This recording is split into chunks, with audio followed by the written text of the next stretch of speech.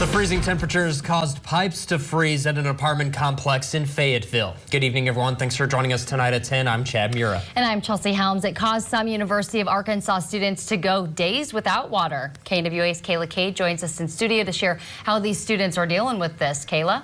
So get this, some university students at A-Light Fayetteville are being forced to find other ways to keep up their proper hygiene. Now, I spoke with one student who says this has been an eye-opening experience for him.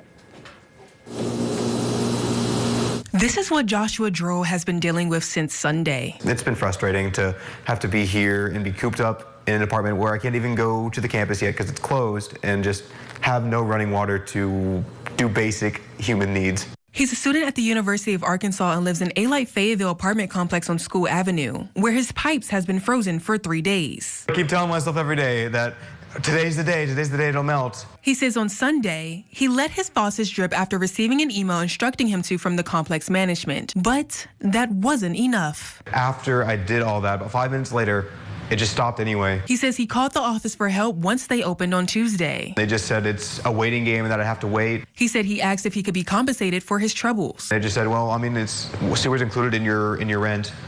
And so there's nothing we can really do about that. Drow has been keeping his thermostat on 78 degrees, hoping that will thaw the frozen pipes. He's been going to other people's apartments to shower and even had to get creative with water bottles. I've had to wash my hands using water bottles, just pouring them on my hands, and then using soap, and then drinking water on my hands again. He is still using his toilet and has been using Febreze and the vent to help with the smell. I don't have any other place to go unless I want to go down to the McDonald's and use the bathroom every time I have to go. But I mean, like, it's also been sub-zero outside.